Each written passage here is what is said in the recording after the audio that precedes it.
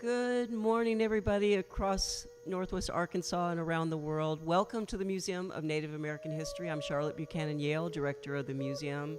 My honor for the last 8 years to braid time. We are broadcasting from the ancestral lands of the Quapaw, the Caddo, and the Osage people, and we always hope that what we do here at the museum that goes around the world, we honor those first people. Today, we are absolutely honored to join in conversation with our sister museum over at Crystal Bridges Museum of American Art. When we heard that they were bringing a copy of the original Constitution, we wanted to, again, parlay that conversation by bringing people here that inspired the conversation. And last night, we were honored to have Chef Arlie Dockstetter here from the Oneida Nation to prepare a most gorgeous meal. And we have had the gift from Feeding America to quarterly bring Indigenous chefs to the museum in our own outreach of culinary anthropology. And it was glorious, everyone, because every table, whether you knew each other or not, was just a gorgeous conversation. And that's what we hope we do best at the Museum of Native American History, is create a safe place for conversations to move forward for all of us. So not only did we have a meal to share with each other, we also wanted to bring in the lovely Dr. Rebecca Webster, who her talk today is The Roots of Democracy. And a lot of people, we listened to an interview from KUAF NPR the other day that was a conversation between Kyle Kellums and Dr. Webster. And what I loved about it is Kyle was saying, you know, I did not know that our Constitution was inspired by the Haudenosaunee Confederacy. So today, I'm going to turn this tiny mic over to the lovely Dr. Rebecca Webster.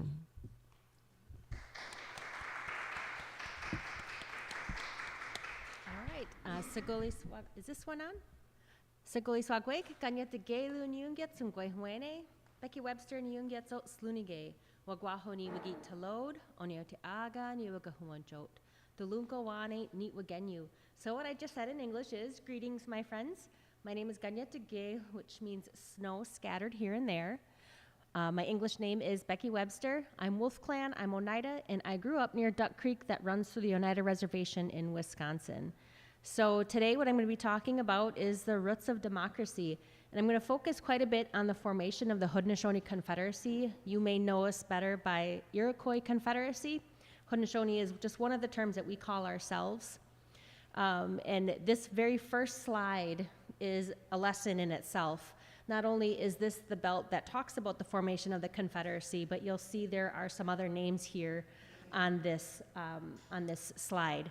So my name is listed first, and then there's my friend and colleague, Tony House, who's also a professor, and then there's Bob Brown, Oneida Bear Clan chief from our community.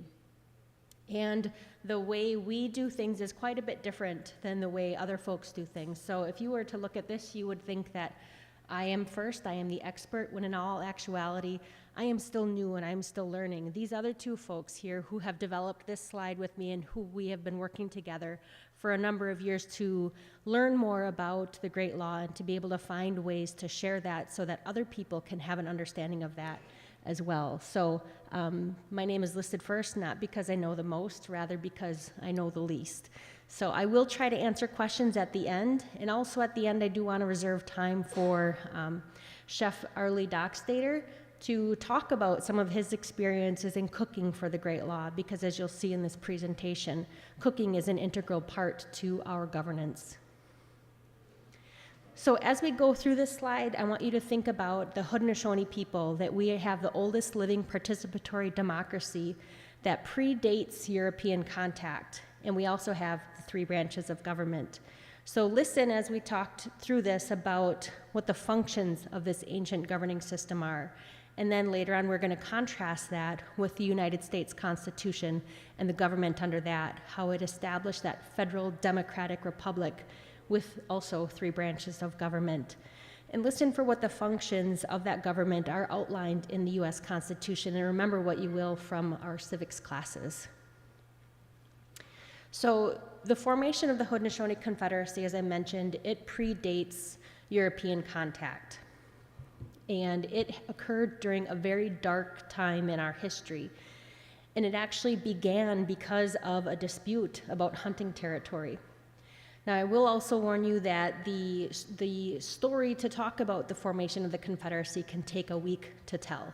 So what I'm going to be giving you is just barely scratching the surface. So at the beginning of the formation of the Confederacy, there was some hunters who came across other hunters, ended up having a conflict, and one was killed.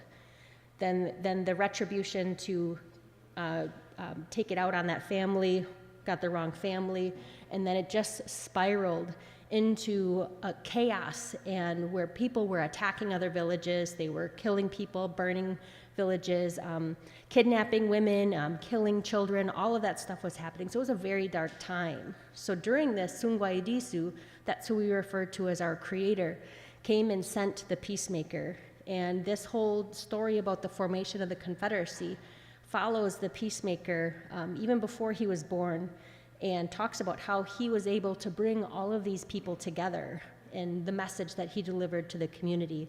And I think his message is still resonant today, and we could learn a whole lot for how he brought those communities together.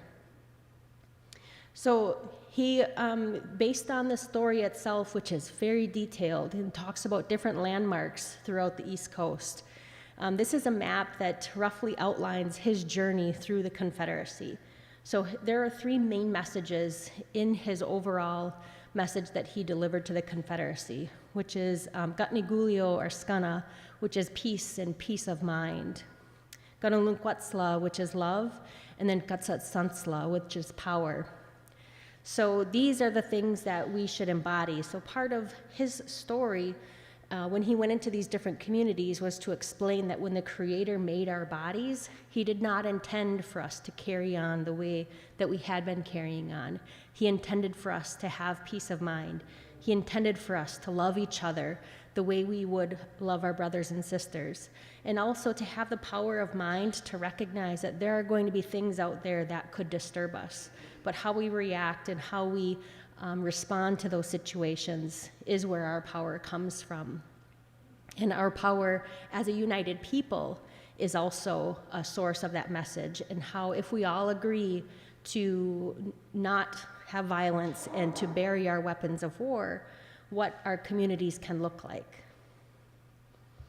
So there are a number of people throughout this story that the peacemaker encounters. So here's just a list of a few of them. So Sungwaidisu, which is he made our bodies, we refer to him as the creator. He is the one that sent the peacemaker down. So we think of all of the things that the peacemaker had done throughout the formation of the Confederacy, where he proved himself over and over again about how he was carrying the message of the creator. And it's kind of understood in there. There's a lot of messages that are understood but not explicit. And one of them is that the peacemaker was not a human.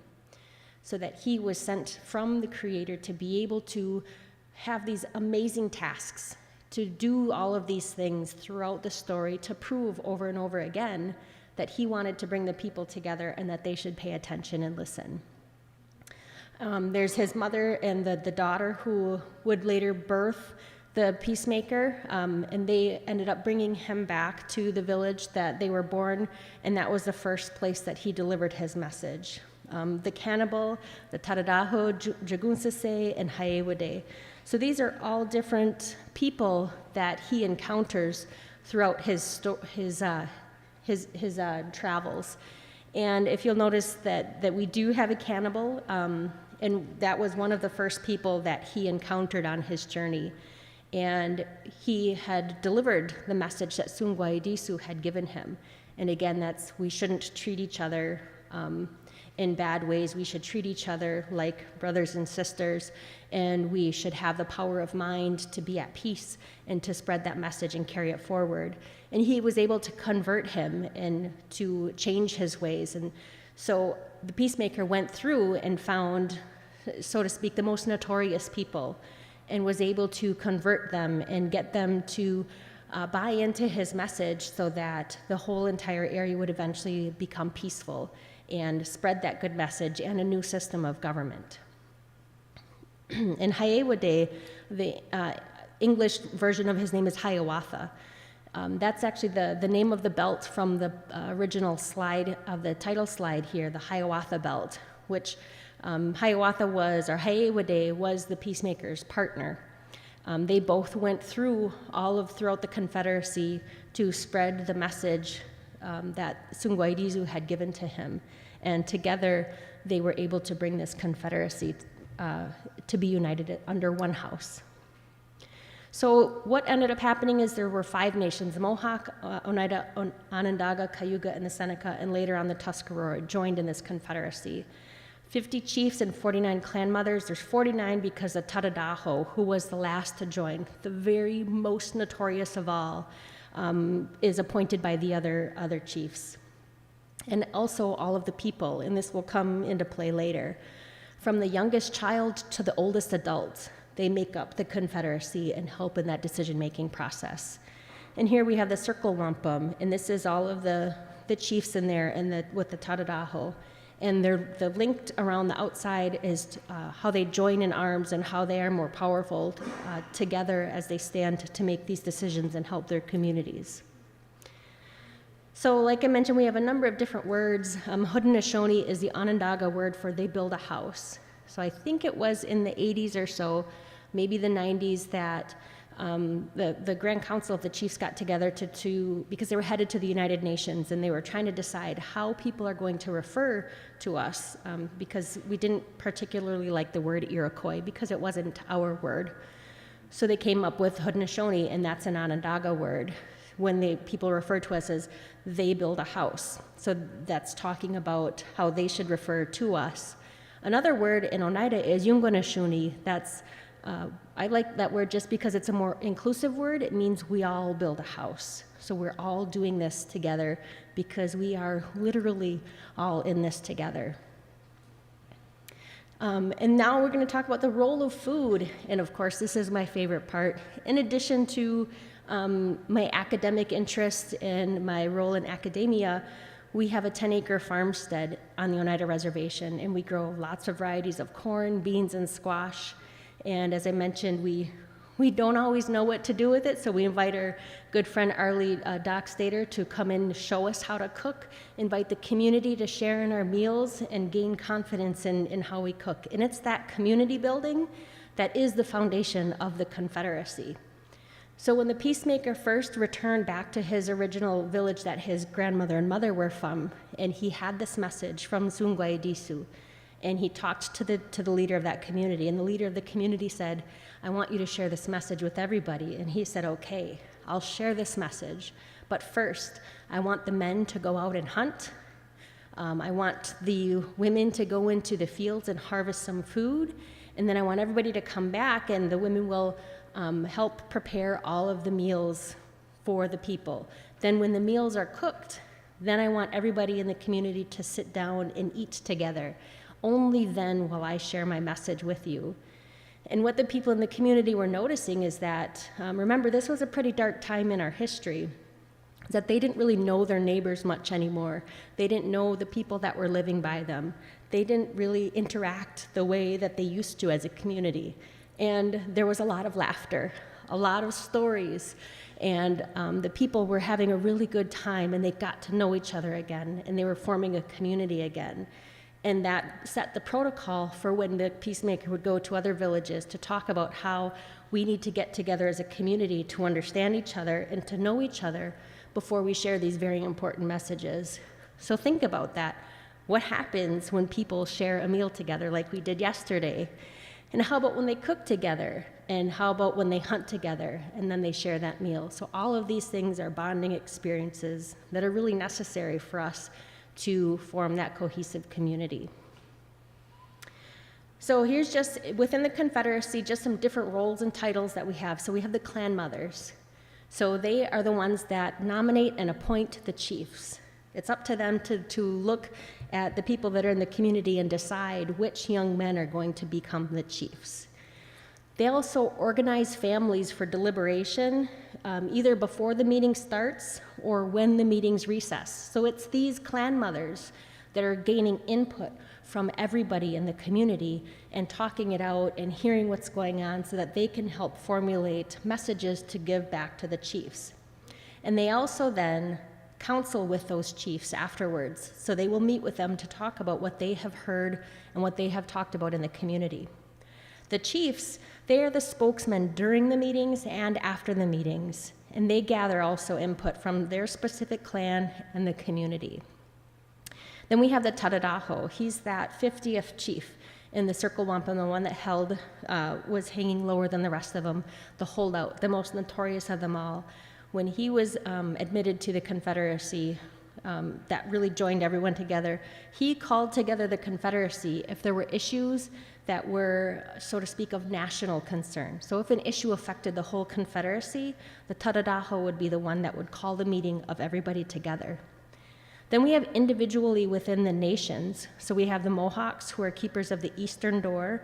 So if any threats came from the east, the Mohawk would be there to hold them off, and also possibly to welcome people into the Confederacy. The Oneida, we're the younger brothers. The Onondagas were the central fire, the fire keepers.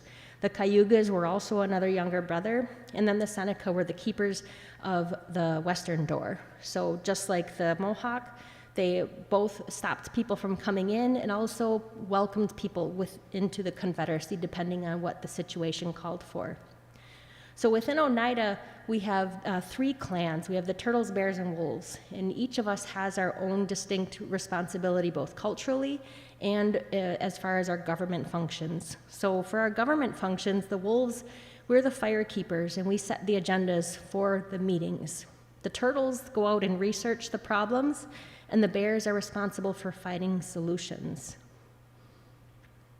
So here's what a decision-making process looks like for the entire Confederacy, the 5 nations. And also the Tuscarora will sit with the Oneidas, but they don't necessarily have a role in this process, if you're wondering why they're missing. So again, remember, the Onondaga are the central fire. They will act as the Wolves do in Oneida. They will set the agenda, and then they will send the issue of concern, whatever caused the meeting to be called, they will send that issue over to the Seneca and the Mohawk. They will discuss it amongst themselves. Then they will send the issue over to the Cayuga and the Oneidas, and then we will discuss the issue, potentially come to a resolution, maybe have some questions, and then we will send that back over to the Seneca and Mohawk. So the idea here is to come to one mind. Now, that isn't really consensus, and it definitely isn't a majority vote. It's to consider and talk through these issues to try to find a solution that is best for the community. So if this issue has to go back and forth more than 3 times, it's done and it's tabled forever, and that's it. So there's a good interest to try to find resolution to these issues. So the Seneca and Mohawk and the Cayuga and the Oneida will send these back and forth until they get to that one mind. And when they do, the Seneca and Mohawk will report back to the Onondaga and tell them what we have decided as a confederacy. And then the Onondaga will ratify it and say, we have come to one mind. And again, repeat what the other folks have been saying during that meeting. Similarly, this is what it looks like in Oneida. We have the very same roles. So the Wolf Clan, we will set the agenda, send it to the Turtles. Turtles talk about it, send it to the Bears. The Bears talk about it, send it back and forth. Again, the same thing up to 3 times. And then once they have come to one mind, they will send it back to the Wolves, and the Wolves will ratify that decision. So this is what it actually looks like in a longhouse during these meetings for Oneida. So we'll have some guests that can come in and see that. On the west side is the western door of the longhouse. On the east is the eastern door. Like again, at the bottom, the wolves will sit with their clan mothers and their families, will sit in groups, and then the wolf chiefs. We have 3 chiefs for each clan, making 9 clans total for the Oneidas, and they will send these issues back and forth just how it was described in the previous slides. So there's also this concept of one dish, one spoon. And this is talking about the responsibility and power of sharing. Because we all didn't think of food in the same way that we do now. It's not, here is my tiny plot of land, you go do your own thing. It is community-wide, clan-wide, and there were a lot of shared roles and responsibilities to provide food for everybody. We also had one dish amongst us. So that was the symbolism of the one dish, one spoon, talking about equal shares of our shared territory. And there was just a spoon in there, and there was to be no knives, as a symbolism of that knives can cause bloodshed, and we don't want to have bloodshed within our Confederacy anymore. Also, we need to be mindful about how much game we harvest. We don't want to over-harvest our foods because it's about balance and about taking only what you need and leaving the rest. And any harvest of animals and crops is shared amongst the people because we didn't, like I mentioned, we didn't really own food the way we do now. Also, if any community had a disaster, we were able to go there and share our bounty with them because we recognize the importance of sharing and community and knowing that if at some point in time we had a disaster, we would sure hope that they would come and help us out. When travelers come to your community also, then there's a responsibility to host them and to feed them. So these are the concepts of the one dish, one spoon that came a bit after the formation of the Confederacy, but which still talk about those roles and responsibilities that we have as Haudenosaunee people. So now talking about the formation of the Confederacy, so the Europeans come over and our stories are really, have a traumatic history again, right? So the early explorers waxed poetic about our agricultural accomplishments. And soon after, the military folks came in and that's what they attacked. They attacked our cornfields, they attacked our orchards, they attacked our homes. And so our food was always at the source of all of these things that was going on. But in the late 1700s, there was talk about forming the colonists forming this new form of government and how they were going to be different and how they wanted to change things and how they didn't want to be oppressed the way that they were before. So one of the key players of this is Ben Franklin, and he had lots of conversations with not only Haudenosaunee people, but other indigenous folks throughout the eastern seaboard. He referenced the Haudenosaunee model as he presented his plan of union at the Albany Congress, and there's some really fascinating history about what's going on during this time period and all of the similarities that they had borrowed. He also invited the chiefs to address the Continental Congress of 1776. And if you look at the text of that Albany plan, there are lots of similarities to our governing structure within it. So that plan attempted to talk about the division between the executive and legislative government while establishing that federal system to address issues of national concern. And also look at the Haudenosaunee government was heard periodically throughout the 1780s again and again. So more people were becoming familiar with our form of government, and more people had access to that information as this new government was being formed. So at the very last slide, I have a couple of sources from Bruce Johansson, who has a number of books and articles out there that talk about, really dive into this. So if you're a history buff and want to know more about that, I encourage you to read his works. So let's talk about the similarities in structure. So the Haudenosaunee system was federal in nature, meaning we had individual tribes that handled issues of sort of local concern, but we had the overarching Confederacy to handle issues that affected the Confederacy as a whole, similar with the states and the federal government. We also had a separation of powers. So within each clan or within each nation, we didn't overstep. So the nations had their roles and their responsibilities, and like the Oneida wouldn't try to do what the Mohawks do, or somebody wouldn't try to come in and say, I'm going to do what the Onondaga do. Also, within the clans, we recognize that we all have a role to play, and we don't try to interfere with what the role of the other is. Similarly, in the one dish, one spoon, we don't interfere with the host. So if you're going into a community, you don't go into that community and try to tell them, well, you ought to do this or you ought to do that, because that works in my community.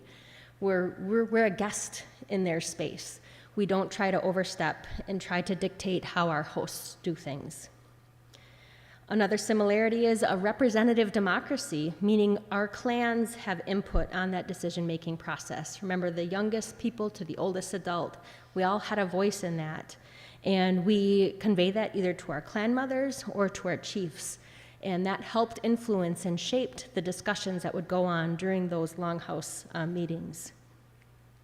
We also have like a specific process for removal for leaders, and that was the clan mothers. If the chiefs would not listen to what the clan mothers were saying, they would eventually remove the chief's title and give that title to somebody else. We also had specific processes to make new laws and to declare war if that became necessary. So here's just a little chart just to visualize what I was just saying. The fire keepers are a whole lot like the president.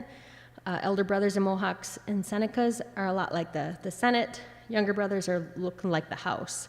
And then you have the clan mothers in there that provide a check on everybody, the same way that the Supreme Court has a check on the executive and the legislative branches. So here's where I think one of the most important slides is, and that's the differences.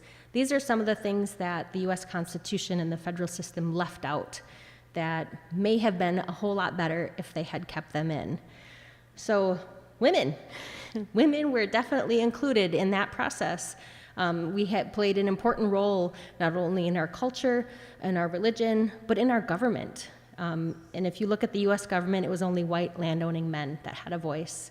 And also kids, kids and elders, everybody participated in Haudenosaunee governance.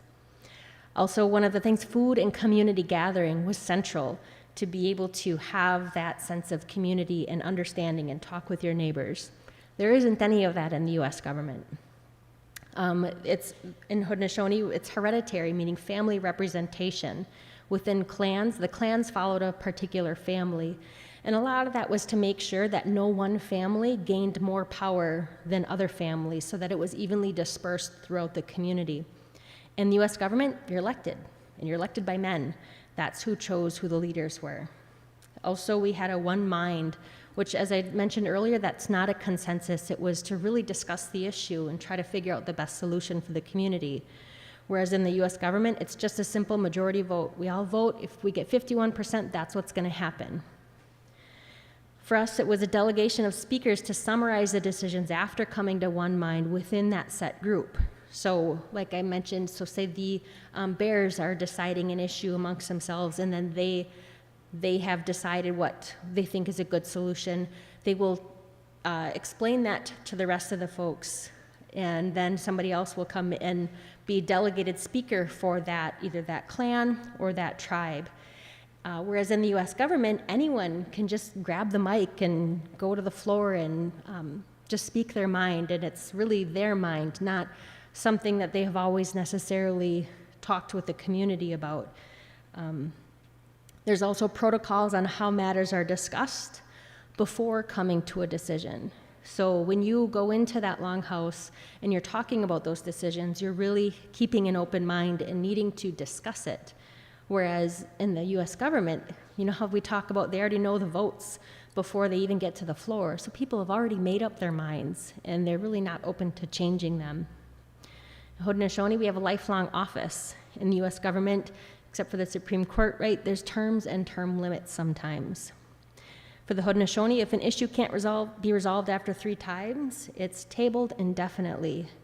And for the US government, you can keep bringing up the same issues over and over and over again. All right, so this is an ad that was in some like National Geographic magazines and different billboards and posters, I believe from the late 80s. And you're looking at the first draft of the Constitution, and this stirred up some talk because this was really when a lot of these commonalities were being brought to light, where people needed to understand the actual historical roots of our democracy. And that's when Bruce Johansson was talking about it. There were other historians that were calling attention to this. And then they got together and had a hearing in front of Congress, and Congress eventually passed Congressional Concurrent Resolutions. And these were employed to address the sentiments of both chambers, and they weren't submitted to the president, but they also didn't have the same force and effect of law. It was more of an acknowledgement to address the origins of the U.S. Constitution, government-to-government relations, and the federal trust responsibility, and also the continuing validity of our treaties. So the part that's most relevant for us here in our talk today is the origins of the U.S. Constitution.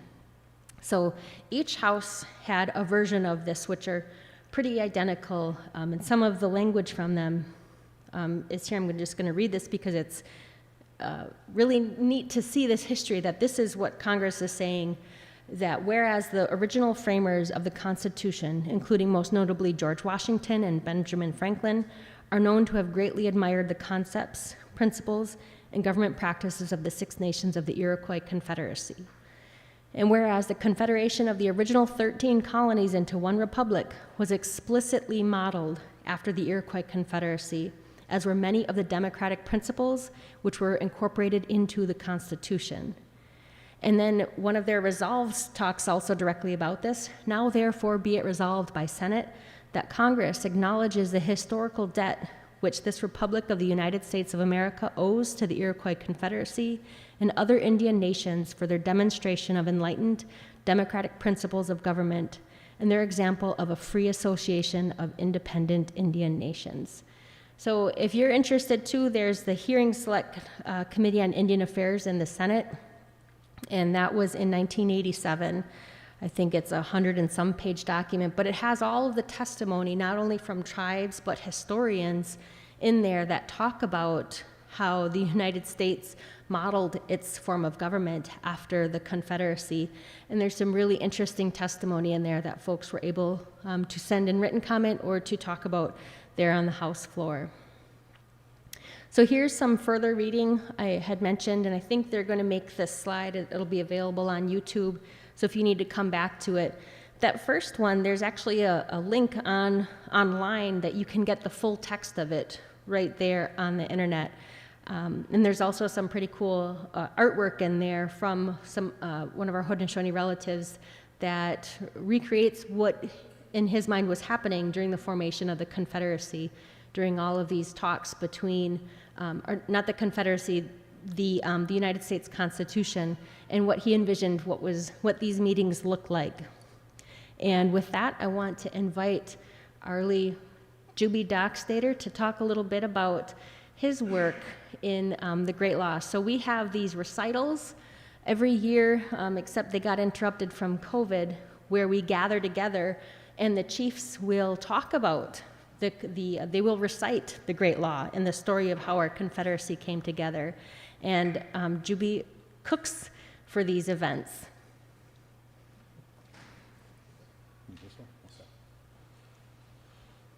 Thank you, Becky. Is it on?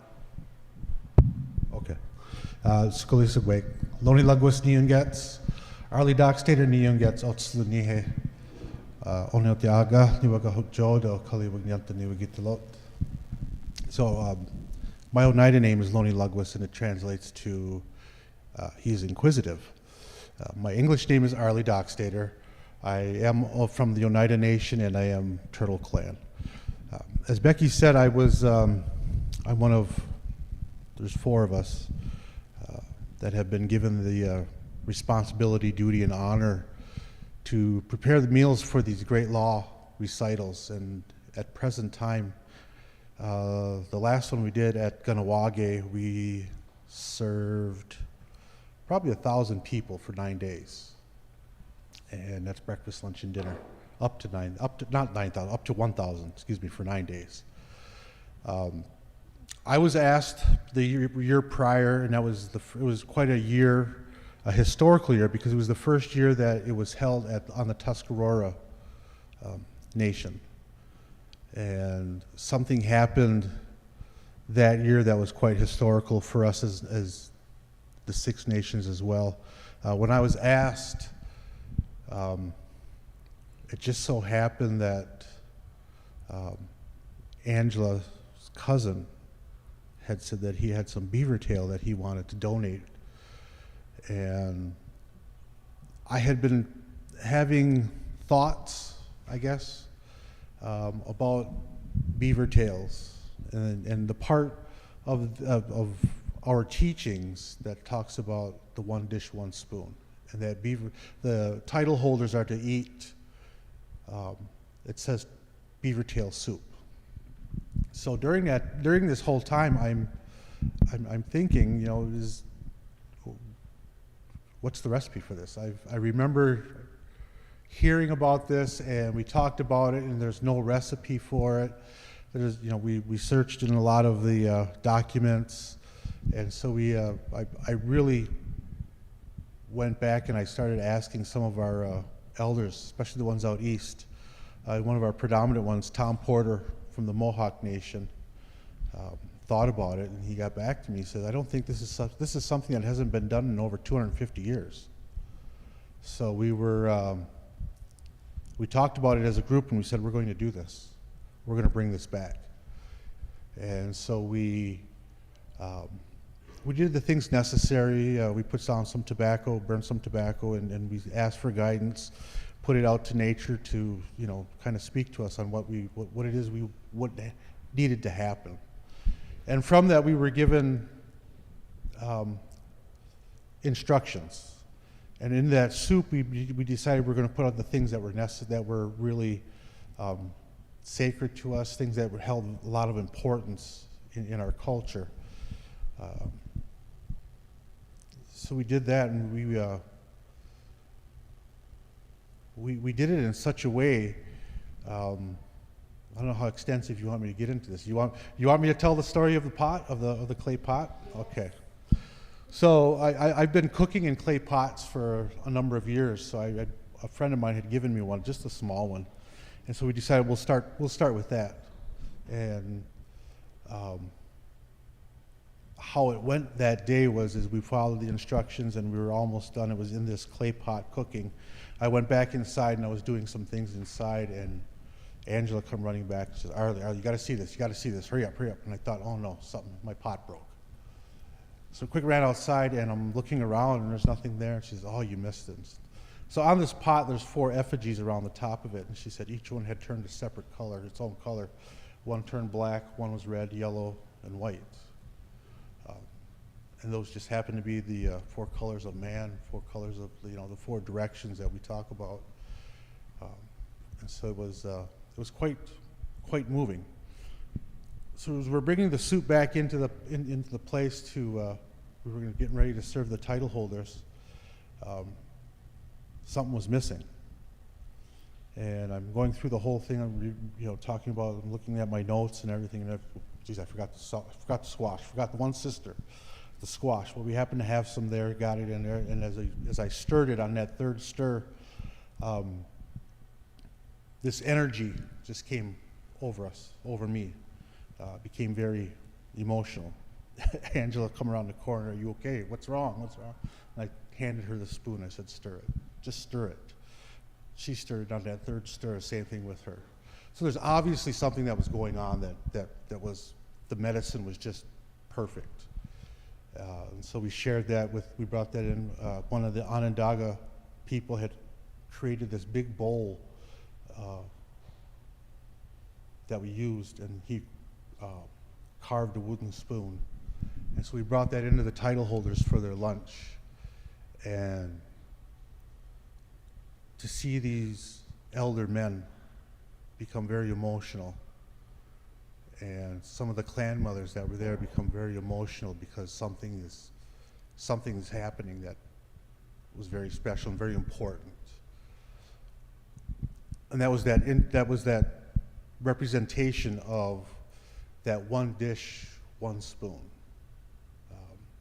We're told that in nature, take all that you can that will satisfy you, but just be mindful of those that are still behind you, not only here in this time, but as we say, those whose faces are still under the earth, those next 7 generations to come.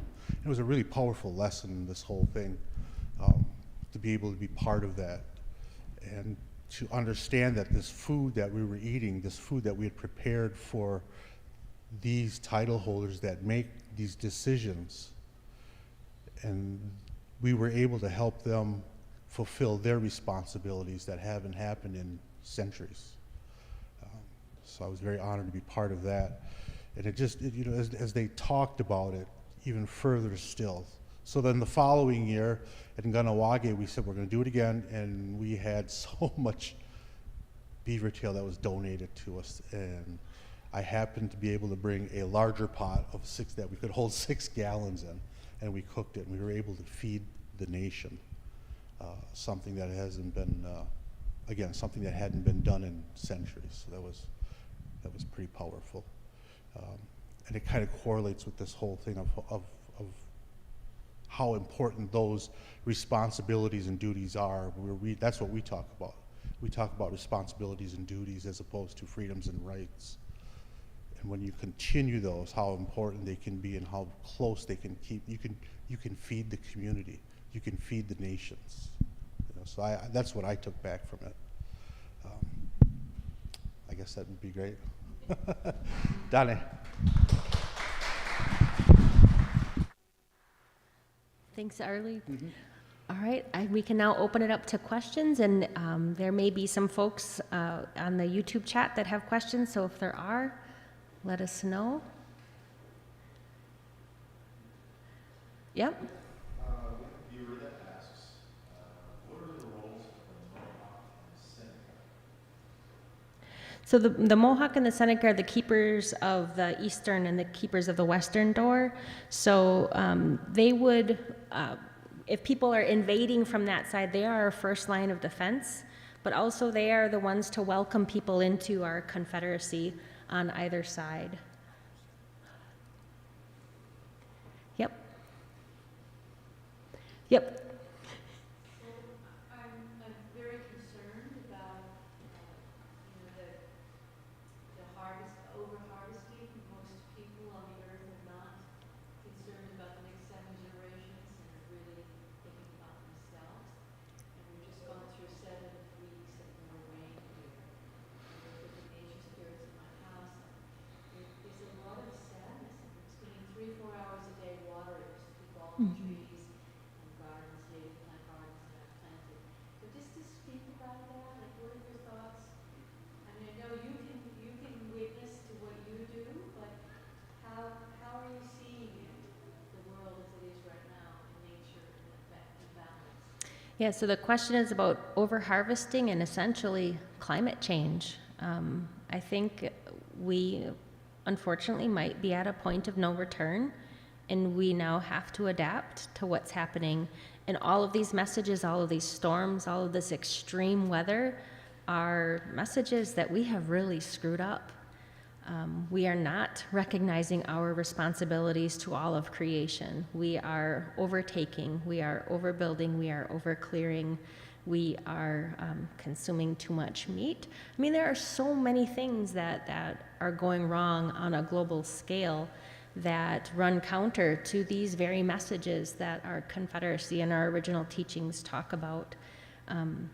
We've even witnessed in the short time that we have been growing the effects of climate change on our plants and how we're growing. So some of the ways that we are adapting is we are reverting back to our traditional ways of gardening. We're hand planting in the mounds. We also carry on a little bit of conventional farming, but we want to make sure that we're also keeping to those original practices. Where we are, we have a little bit of the opposite problem. We have a lot of flooding. So, like just for example, by planting in the mounds, that it protects our seedlings and our seeds from too much water. And it's predicted that much of our area may be underwater in the next few generations. So all of this is very scary. I don't, unfortunately, have any solutions to it, except for to keep talking about what our responsibilities are as human beings as a part of the larger system instead of the top of that system. There's another question online.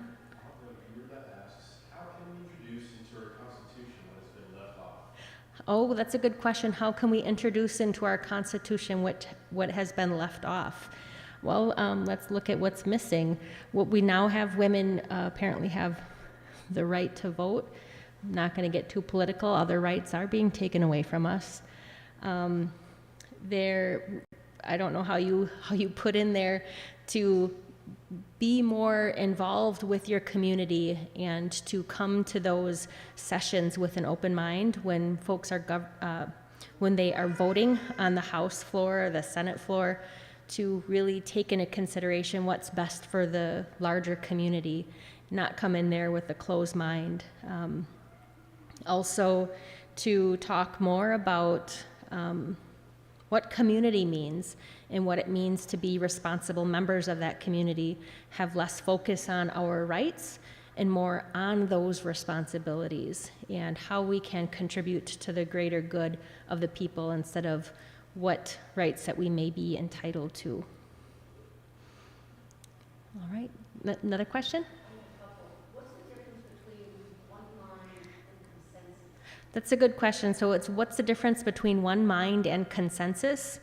So consensus is just pretty much everybody agrees to something. So you have everybody on that says, yeah, let's do this thing. So one mind, I think it takes it one step farther.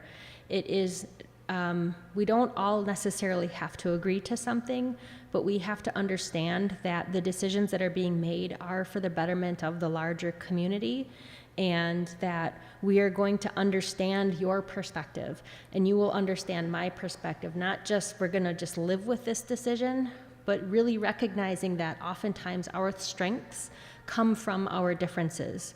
So when the peacemaker was going throughout the Confederacy to find these people, he found people with different views. He found the most notorious people, the people that had maybe were outcasts, and to bring them into the circle and respect those differences with people. So coming to one mind means we're all understanding each other and we're really going to do what's best for the community as a whole, not necessarily with, I don't agree with most of you, but I guess I can live with that. So there's a little bit of a difference between one mind and consensus.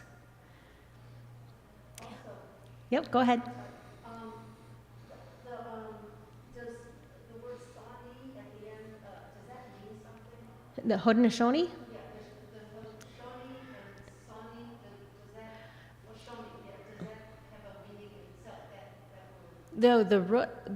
word? The word, so I don't know which parts of, what parts are what. I'm still a language learner, but this is written in, do you know what part that one is? Go back, you find The- the Oneida word.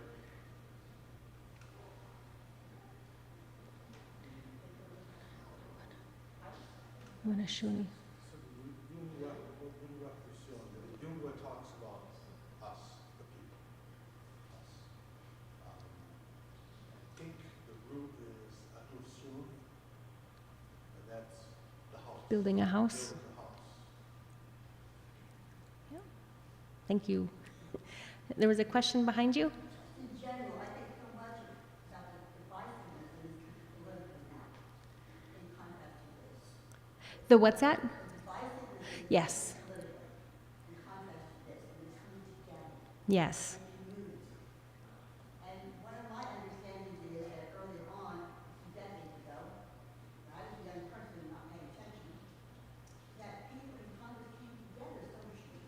They came together in community and really visited each other, really talked to each other, and really worked out who isn't happening now. That was supposed to be what I heard what you said.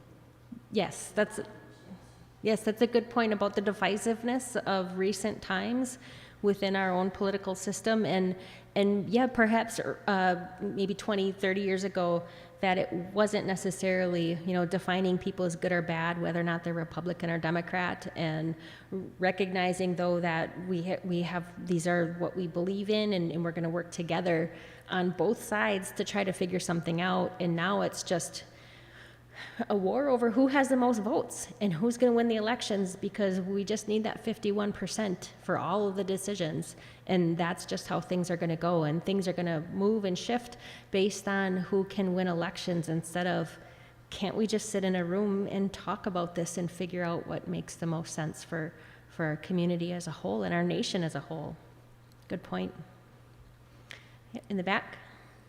Fascinated by the peacemaker and how he came in and how the symbolism. I was wondering, are there small resources? I know you said it's like a week-long story that so complicated detail.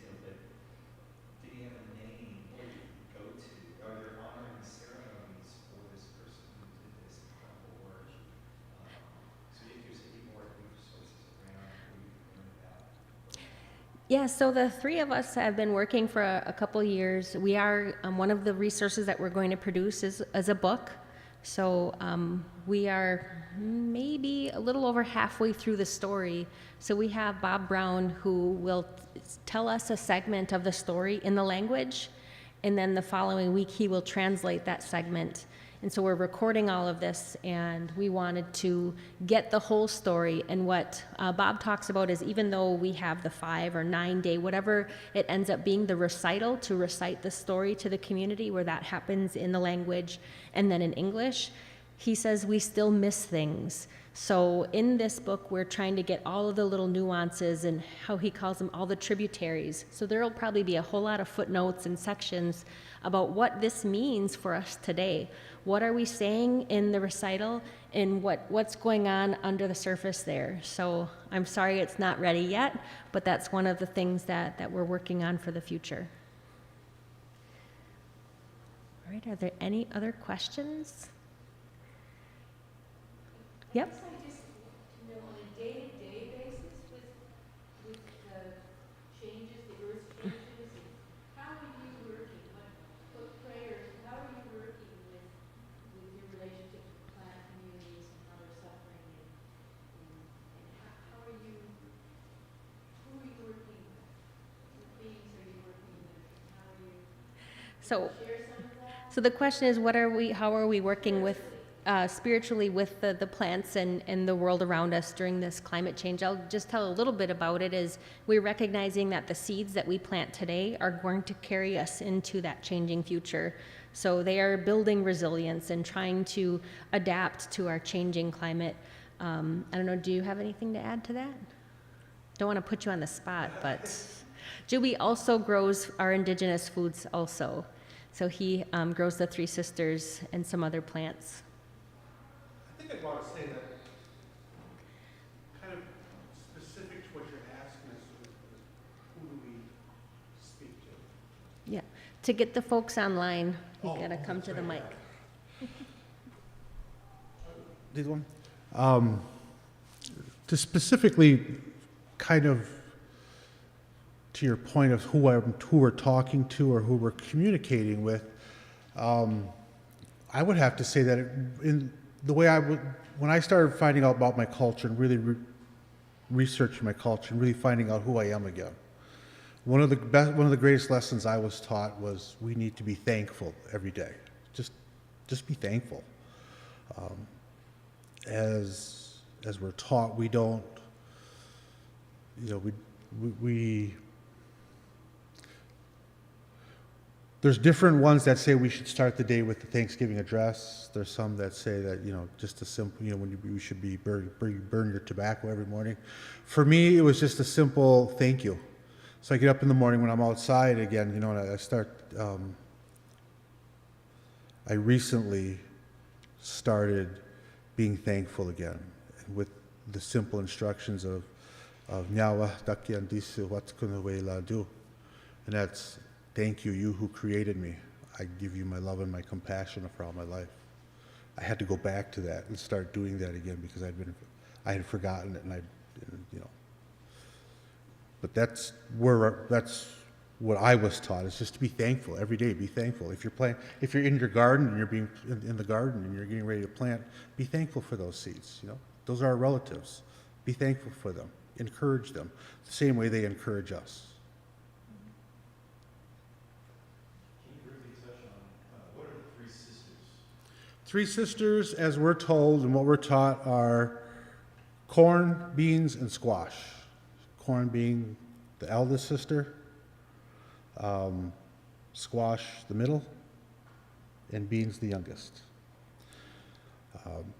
There's talk, I've heard talk of who are they sisters to? Are they sisters to each other? Are they our sisters? That's how we identify them. But even more important, in research that they've done now, they've found the symbiotic nature that they have as they grow together. So as Becky was saying, we grow them in mounds on the ground, and so the corn will take a lot of nitrogen and a lot of nutrients out of the soil. You plant the beans with the corn, and they put that nitrogen and those nutrients back. Whatever the corn takes out, the beans are going to put back. And then we plant the squash around the outside and in and amongst to work as protectors. So what they'll do is, because they have the spiny puff vines and everything, they keep those that want to come in and maybe eat on the shoots or eat things that they're small. They act like pest control. They keep out of that, but then they keep the weeds down. So they have that symbiotic nature as they grow. And the three of them together, they make a complete protein. So in our diets, we eat those together or in the same dish or at the same meal. They make a complete protein for us. So there's some really good stuff in there. Are there any other questions?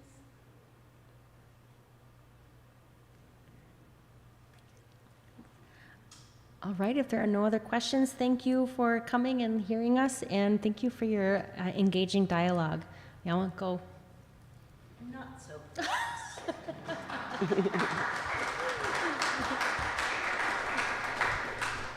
Thank you. The simplest thank you, gratitude for all of you and for all of you out on the planet. This is such a timely discussion. I cannot thank you and Arlie and Mark Ford from Feeding America enough to, start this conversation. It's, it gives us a big heart, and you always have to keep heart. We're getting ready. This is time for the shameless advertising. This is our last event for July, and we're working behind the scenes getting ready for our 6th annual cultural celebration. Siavash, I don't know if you can see this. It's called Indigenuity 2.0, and it's honoring the lessons of the mother. We are joining hands with Dr. Daniel Wildcat of Haskell Indian Nation University, who's one of the top environmental science professors in the country, and we are bringing some of the most important firebrand new indigenous science people here to the museum on September the 19th through the 21st. Never give up heart. There's also a contest that goes with this that we are sending around the world. And one thing that makes my heart really big at the museum, you never know who's coming through the door. And we have these international students. And I just want to do a big shout out to Noor and Mustafa from Iraq. Hello to Iraq. Because we can't wait for our governments. We need to give gratitude every day for another day on beautiful planet Earth. And land dictates culture, but it also dictates solution. Each one of us, wherever you live out there, think about, this contest that we go to our website, and it's not just a little contest. We're serious. We want to start that conversation of solutions for the planet. So if you're in the Pacific Northwest, there's solution to save the salmon. If you're in New Mexico, there's solutions for fire breaks. If you're in Iraq, what are your solutions? So we hope you'll join us on the September 19th through the 21st. We'll be broadcasting across the world, but we'll also be here. And what do we do best is educational outreach. So educators, students of all ages, I invite you to join us. I thank you all for sharing a meal with us last night. We will have our next Feeding America chef event with Walter Whitewater and Lois Frank. I know that they're important to Arlie, one of his mentors, and we'll share food again. And we also, in the back from our dinner last night, we have sassafras tea. I invite you all to have a cup with me, and to all of you, cheers.